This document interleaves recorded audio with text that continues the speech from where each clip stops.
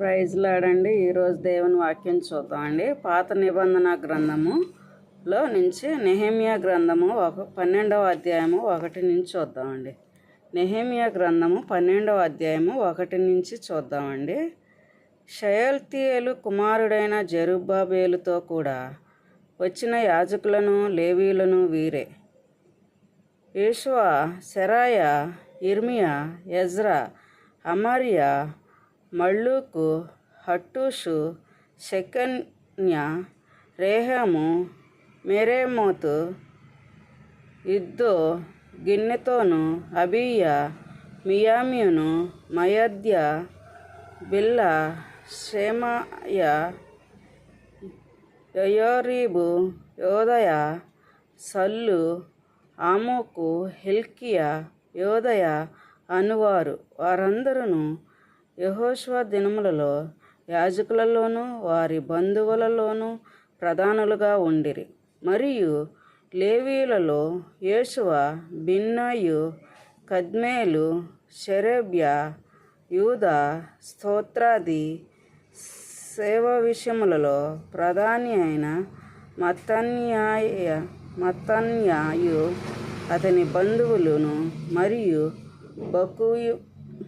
బక్బూకయ, ఉన్నీయను వారి బంధువులను వారికి ఎదురు వరుసలో నుండి పాడువారు. యేషువ యోయాకీమును కనెను. యోయాకీము ఎల్యాషీబును కనెను.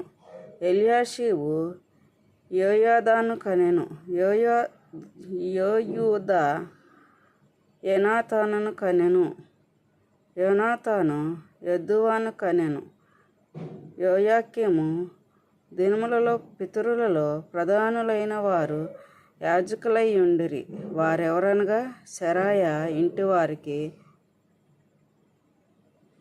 మొరయ్యా ఇర్మియా ఇంటివారికి, హనన్యా, ఎజ్రా ఇంటివారికి, మెషుల్లాము, అమర్యా ఇంటివారికి, యెహోవాను. ఇంతటితో ఈ పాఠ్య భాగం సరి అండి.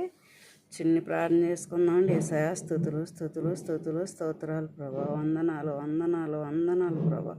ఒక్కసారి జ్ఞాపకం చేసుకోండి ప్రభా మీ బిడ్డను ప్రభా.